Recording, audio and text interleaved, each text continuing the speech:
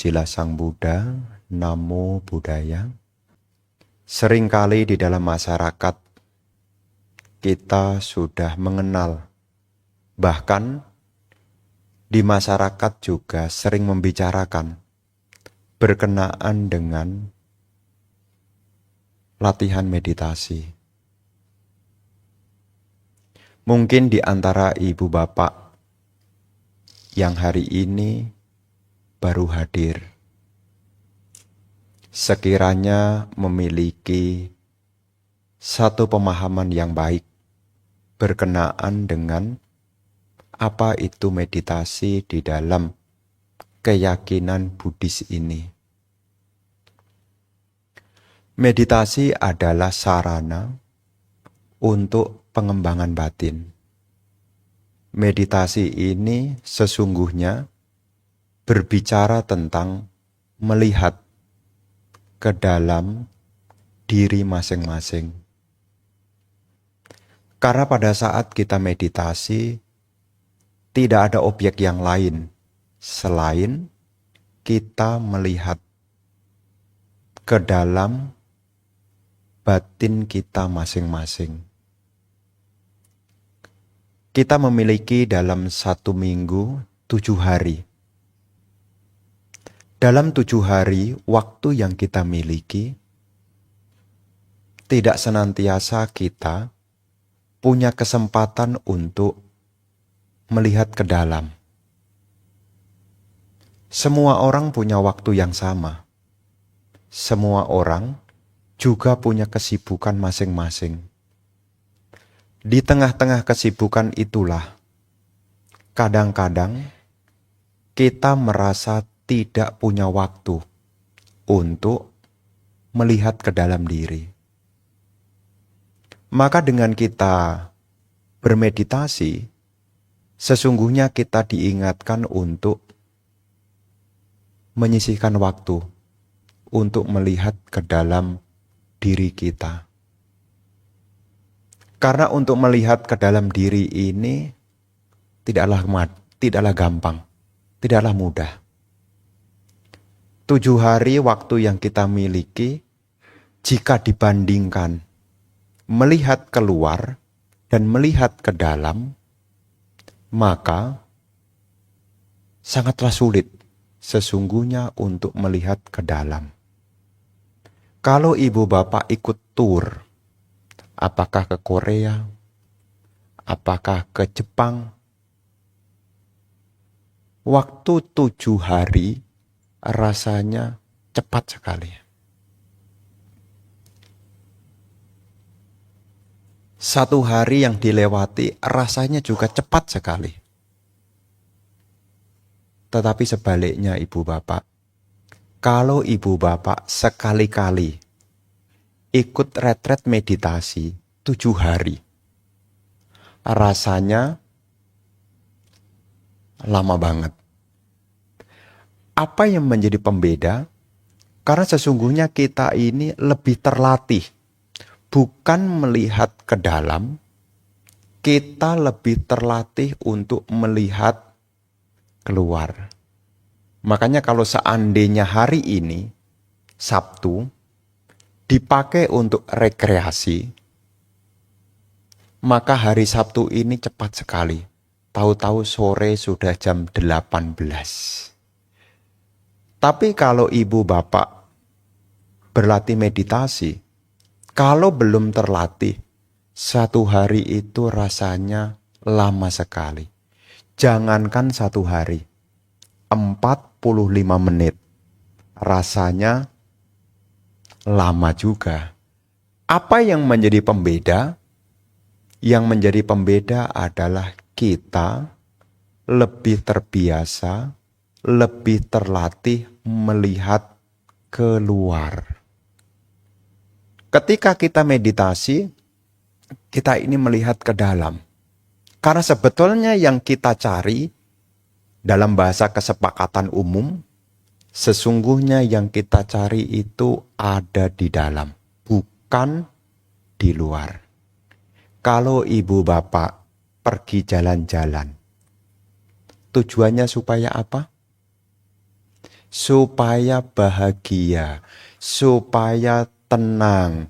Habis jalan-jalan supaya tenang, habis jalan-jalan supaya bahagia. Tenang, bahagia, itu sesungguhnya letaknya ada di dalam atau di luar?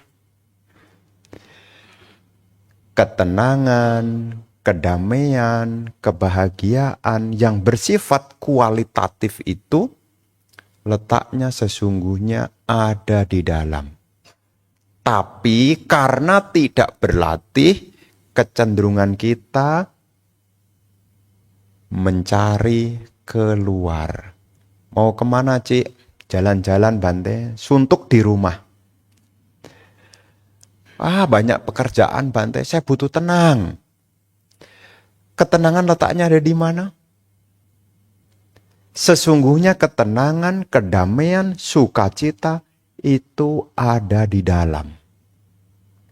Ketika Anda memperhatikan ke dalam, disitulah sebetulnya Anda akan menemukan ketenangan, kedamaian yang sukar untuk diketemukan. Makanya di dalam kita latihan meditasi ini adalah membicarakan tentang diri sendiri. Hanya saja karena terbalut oleh agama Buddha, seringkali meditasi ini diasumsikan sebagai ajaran Buddhism. Sesungguhnya meditasi ini adalah belajar diri sendiri. Contohnya, Anda memperhatikan nafas masuk, nafas keluar. Nafasnya siapa? Diri sendiri. Kalau nafas itu masuk dan keluar, apakah itu kemudian membicarakan hal yang lain? Sesungguhnya nafas masuk dan nafas keluar itu adalah membicarakan diri sendiri. Ini perlu dimengerti. Supaya apa? Supaya kita tahu benar bahwasanya meditasi itu adalah melihat ke dalam diri masing-masing. Ada sebagian orang punya asumsi meditasi itu cocoknya hanya para biku. Kita-kita yang perumah tangga ya tidak cocok untuk meditasi. Itu adalah pandangan keliru. Karena meditasi itu berbicara diri sendiri, tidak mencangkup yang lain. Maka ketika kita latihan meditasi, disitulah kita akan menemukan kedamaian yang sukar untuk diketemukan. Karena sukar untuk diketemukan, makanya berlatihnya juga ekstra. Ada yang bertanya, Bante, pada saat meditasi, kenapa di dalam pikiran saya malah yang sebaliknya? Meditasi bukanlah sarana untuk menemukan ketenangan. Justru kalau saat meditasi, pikiran saya ini ramai sekali, Bante. Saya bisa kepikiran masa lalu. Saya bisa kepikiran yang belum terjadi. Kapan munculnya? Saat meditasi. Kenapa kita bisa larut ke masa lalu? Kenapa kita bisa larut ke dalam kekhawatiran? Karena kita belum punya kemahiran di dalam memegang objek meditasi. Kalau kita sudah punya kemahiran di dalam memegang objek meditasi, pikiran hanya akan berlalu. Karena pikiran ini pada dasarnya juga tidak kekal. Pikiran ini pada dasarnya juga bisa dilatih. Jadi kalau ketika kita berlatih meditasi, kemudian pikiran kita rame sendiri, apalagi kalau meditasinya itu sendirian, ya sendirian itu lebih rame daripada rame-rame seperti ini. Ya. Kalau kita meditasi rame-rame seperti ini, justru malah merasa lebih tenang. Makanya yang daftar juga banyak juga. Ya. Pada dasarnya kan meditasi bisa di rumah kan ya. Tapi kalau di rumah Bante, ramenya itu luar biasa. Tapi kalau saya ikut meditasi di Pusdiklat, ramenya sedikit. Kenapa ramenya sedikit? Kenapa? Kenapa ramenya sedikit? Karena ada yang menemani. Kalau di rumah sendirian, sama sebetulnya. Di rumah juga pasang alarm. Di sini juga pasang alarm. Tapi yang menjadi pembeda adalah kalau di rumah kita langsung berhadapan sendirian. Ketika pikirannya kacau, tidak ada orang di sekitar kita, akhirnya dengan cepat kita menyampaikan meditasi selesai. Tapi kalau di sini, meskipun sudah boring, bosen, Anda tetap minimal lah. Kalaupun Anda belum berkembang di dalam ketenangan, minimal Anda sudah mengangsur, yakni kualitas kesabaran dalam diri Anda. Karena kesabaran itu tidak diperoleh dari kognitif, tidak bisa diperoleh dari penalaran. Orang yang sabar itu tidak diperoleh dari penalaran. Orang yang punya kesabaran itu karena dia sering menghadapi yakni ketidaknyamanan. Orang punya daya tahan secara batiniah, dia sabar. Karena dia sudah melewati yakni banyak ketidaknyamanan. Makanya ketika kita latihan meditasi seperti ini, andai kata kita belum sepenuhnya berhasil, minimal kita sudah bertambah di dalam kesabaran. Minimal Anda sabar menunggu 45 menit minimal. Apakah itu karma baik? Oh, karma baik.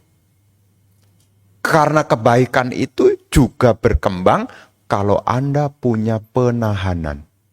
Anda bisa berpikir baik, Anda juga mampu mengarahkan ucapan Anda dengan baik, Anda juga akan perilaku dengan sungguh-sungguh tanggung jawab ketika Anda memiliki daya kesabaran. Dan kesabaran ini tidak bisa diperoleh hanya dari penalaran. Ini diperoleh dari latihan. Makanya ketika kita berlatih, baik di sini maupun di rumah, Anda nanti akan bertemu langsung. Khususnya Anda punya kotoran-kotoran batin. Ya, kotoran-kotoran batin ini nanti akan muncul ke permukaan. Dan Anda tidak usah khawatir. Karena itu adalah hal yang mesti kita lewati juga. Makanya di dalam pertemuan hari ini, selain kita berlatih bersama, tentu sangat baik juga kalau kita juga menggunakannya untuk membahas dhamma. Hari ini nanti jam 12 sampai jam 1 seperti biasa, ada satu topik dhamma yang saya pikir bagus juga. Saya pikir, ya enggak tahu kalau pikiran Anda ya, saya pikir bagus juga, karena ini akan berbicara tentang hal-hal yang membawa pada perkembangan di dalam batin. Ya, judulnya adalah Cetokila Sutta. Ya, Cetokila Sutta. Belantara dalam pikiran.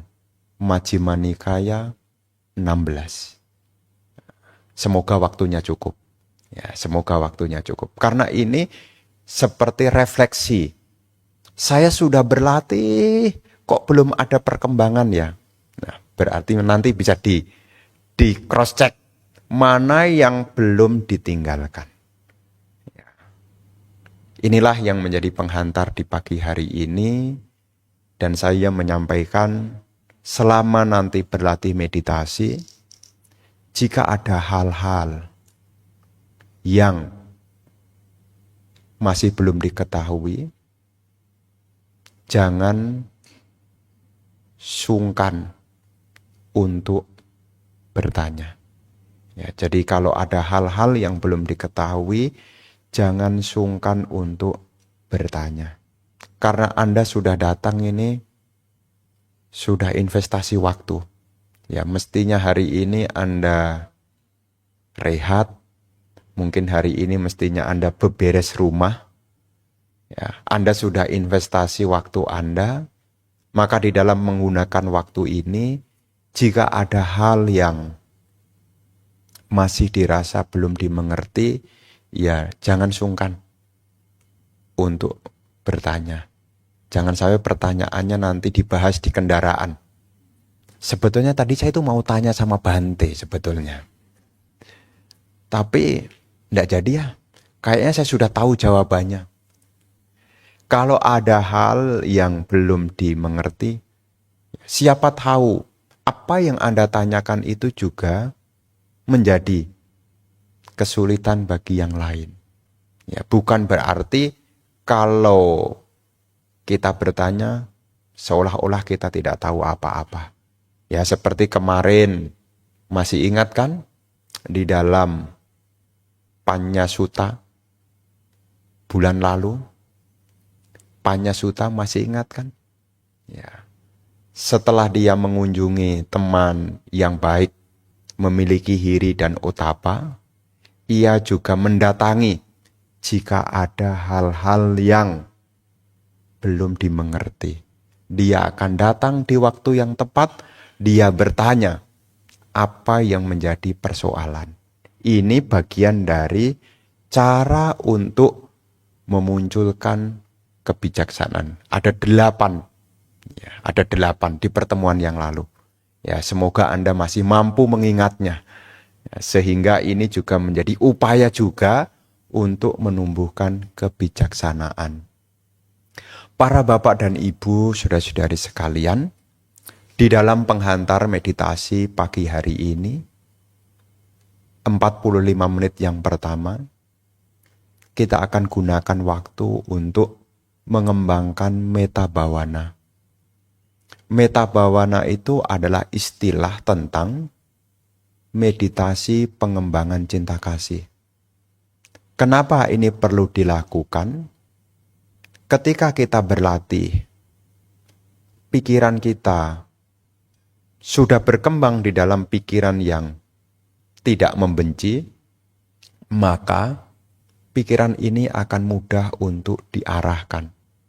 Siapa tahu, mungkin dalam seminggu ini Anda ada kekesalan. Mungkin dengan orang tua, mungkin dengan mertua, mungkin dengan tetangga, mungkin dengan rekan kerja, mungkin juga dengan Transjakarta. Ya, jangan sampai kekesalan itu mengambil kebahagiaan yang ada dalam diri Anda. Maka satu kebiasaan yang baik sebelum kita mengawali segala hal adalah dengan mendasari, yakni memiliki pikiran cinta kasih. Karena apapun yang dikerjakan dengan rasa cinta, maka di situ tidak akan memberatkan. Kalau kita mengerjakan sesuatu tanpa adanya kekesalan, maka batin ini juga merasa lega. Maka di dalam latihan meditasi hari ini, kita akan menggunakan sesi yang pertama ini untuk meditasi cinta kasih. Mungkin di antara ibu bapak, nanti di rumah masing-masing, kalau ada kejengkelan, kalau ada kekesalan, jangan disimpan. Tetapi juga jangan dilepaskan begitu saja. Bisa jengkel, Bante, kemudian marah-marah, emosi, ya tentu tidak bijaksana. Ketika ada kejengkelan, ada rasa yang tidak nyaman, maka itu menunjukkan diri kita sedang kering. Maka kita berupaya untuk mengembangkan cinta kasih di dalam diri kita. Bagaimana caranya mengembangkan cinta kasih? Ketika kita latihan pengembangan cinta kasih di sini, kita harus mengawali dengan kualitas batin yang pertama. Kita punya ketenangan. Jadi ketika kita ingin mengembangkan cinta kasih, maka kita harus membentuk, yakni ketenangan di dalam batin kita. Ya, jadi kita berlatih meditasi itu tidak boleh buru-buru.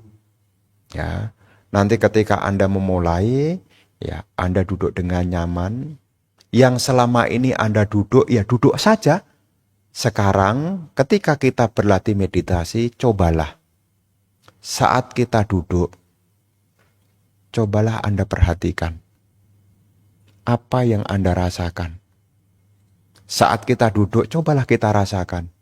Yang selama ini kita mungkin duduk, tetapi kita tidak menyadari sepenuhnya kalau kita sedang duduk. Contohnya bagaimana? Ya kadang-kadang kita duduk, tapi kita tidak menyadari sepenuhnya tubuh ini bersentuhan dengan alas duduk. Maka ketika kita meditasi, nanti diingat baik di sini maupun di rumah ya. Sebelum Anda berlatih, latihan untuk merasakan dulu. Yang selama ini duduk tidak pernah diperhatikan, rasakan dulu. Baik itu postur duduk Anda, dirasakan dulu. Kaki Anda menyentuh alas duduk, cobalah dirasakan dulu. Jangan terburu-buru. Karena ketika Anda bisa merasakan yang ada di sini dan saat ini, sesungguhnya Anda sudah berlatih untuk mindful. Pikiran Anda tidak akan bercabang kemana-mana. Karena prinsip dari kesadaran itu satu. Kalau Anda perhatian di sini, maka Anda tidak memperhatikan yang lain. Sebaliknya, kalau Anda memperhatikan yang lain, maka akan mengabaikan yang ada di sini. Maka nanti ketika Anda berlatih, ya diperhatikan. Saat duduk dirasakan. Sentuhan tubuh Anda dengan alas duduk Anda. Sentuhan tubuh Anda dengan pakaian yang Anda kenakan. Sewaktu Anda menegakkan tubuh, Anda rasakan sentuhan antara punggung dengan baju Anda rasakan. Dengan mengawali latihan seperti ini membuat pikiran kita jadi kalem, jadi tenang. Ya, jadi tenang. Pikiran kita tidak akan bercabang. Ya, nanti ketika meditasi nanti ya akan dituntun seperti itu supaya Anda punya pengertian. Pengertiannya jelas. Ya, bukan punya pengertian bahwasanya ini ngapain Bante? Mesti diperhatikan. Ini adalah upaya untuk membuat pikiran kita ini mulai kalem. Ya. Bandingkan kalau ibu bapak meditasi langsung buru-buru. Duduk langsung, semoga saya berbahagia. Tapi moodnya ini enggak klik. Ya. Nanti Anda akan mengalami perbedaan. Ya. Maka ketika kita latihan, ya nanti jangan buru-buru. Ya, jangan buru-buru. Ya, ditenangkan dulu tubuhnya, dirasakan. Ya. Ini prinsipnya seperti orang meninggal. Apa hubungannya Bante? Kalau orang ingin lahir di alam bahagia, sebelum dia meninggal, dia mesti punya bahagia. Sama juga, kalau kita mengharapkan ketenangan, sebelum ketenangan ada, mesti mengkondisikan ketenangan. Ya, makanya kalau kan kita sering kali nih punya gambaran, ya nanti semoga kalau meninggalnya dengan bahagia. Kalau latihan hidupnya tidak pernah bahagia, bagaimana mungkin? Bagaimana mungkin? Sama juga, kalau Anda tidak punya cinta kasih, bagaimana Anda bisa memunculkan cinta kasih dalam diri Anda? Makanya nanti ketika kita berlatih, ya, setelah hati Anda, setelah tubuh Anda nyaman, hati Anda akan nyaman. Ciri hati yang nyaman itu bagaimana? Nafas Anda merasa ringan. Itu artinya hati Anda nyaman. Bukan berarti hati Anda nyaman kemudian Anda pegang jantung Anda. Kayaknya sudah nyaman ini. Enggak. Ya. Karena hati ini berbicara rasa. Dan rasa itu bisa dikenali dari nafas kita. Makanya ketika kita nafasnya sudah mulai tenang, sebetulnya di situ adalah waktu yang tepat untuk mengembangkan pikiran cinta kasih. Makanya kalau napas kita sudah nyaman, ya, napas ini nyaman, ini akan membantu kita mempermudah yakni meta. Ya. Terus kemudian kita mengulang dalam hati, semoga saya berbahagia. Bagaimana mengucapkannya? Ini kadang-kadang orang sampai tanya begitu. Apakah perlu diulang secara kontinu? Iya. Tetapi pada saat kita menyampaikan, cobalah seperti halnya Anda menyampaikan kalimat itu kepada orang yang Anda sukai. Bagaimana suasana hati Anda? Kalau Anda punya anak, kemudian Anda punya harapan baik. Semoga kamu berbahagia.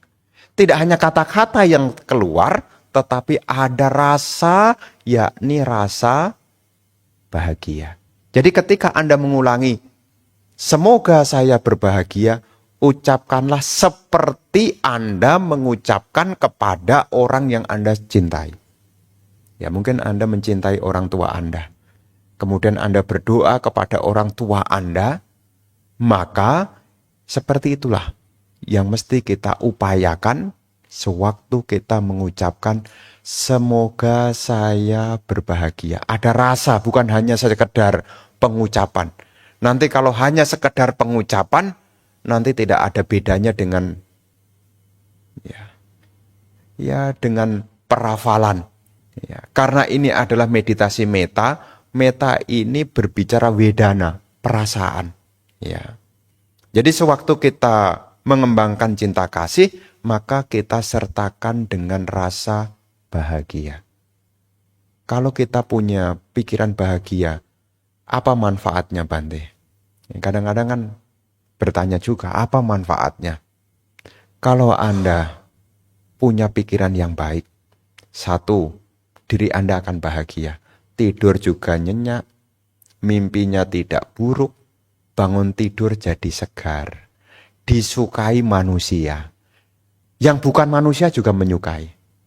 Para dewa juga melindungi. Jadi hal-hal baik itu akan datang pada kita kalau kita punya pikiran cinta kasih. Hal-hal baik, ya, hal-hal baik. Dan Anda nanti suatu saat kalau Anda menekuni kalau Anda menekuni meta bhavana, ya, kalau Anda menekuni ini kan Anda perumah tangga nih. Ini saya ngomong apa adanya. Ya. Nanti ibu bapak akan punya relasi yang baik. Relasi Anda akan ketemu yang baik. Termasuk kalau ngomong rezeki. Rezeki Anda akan bertambah. Kalau hati Anda bahagia. Orang mau ngasih itu jadi tidak jadi loh. Kalau Anda wajahnya sudah tidak enak dipandang. Apalagi habis marah-marah. Mau kasih nastar. Enggak. Meskipun kita sudah bawa nastar. Nastarnya mau kita share. Tapi kok dia kok marah-marah. Kok dia dilihat kok enggak enak ya. Berani membagi? Enggak. Tapi kalau dia sumringah, menyenangkan. Anda dengan sukarela mau makan. Wah, mau saya kasih ke dia. Dan Anda setelah memberi juga merasa lega. Ya, ini juga berlaku sama. Makanya Anda jangan selalu menampilkan mode mode Anda itu yang kelihatan sangar. Wah, Bante memang sengaja saya buat galak, Bante. Nanti takut ya. Orang mau memberi kepada Anda, tidak jadi. Karena hidup sosial itu penilaian itu dari Anda bisa punya feeling loh. Meskipun Anda tidak punya indera keenam, Anda punya feeling loh. Dari mana? Kalau Anda stres, taunya dari mana? Dari perut Anda. Ya, kalau stres, Anda bisa tahu, aduh beban banget nih. Taunya dari mana? Perut Anda. Tapi kalau hubungan orang, taunya dari mana? Dari dada Anda. Ini bagus untuk dijadikan teman. Anda punya feel di dada Anda, bukan di perut. Kalau di perut itu stres. Ya. Kalau di dada Anda bisa membuat penilaian. Rasanya cocok atau tidak Anda bisa merasakan dari dada Anda. Ya. Tapi kalau Anda stres, taunya dari perut Anda. Tapi kalau pikiran Anda konsentrasi, itu taunya dari pikiran. Jadi ada pikiran, ada dada, dan ada perut. Makanya jangan kebanyakan ngurusin perut. Stres nanti. Ya, stres nanti. Ya. Jadi ibu bapak inilah yang menjadi bagian dari penghantar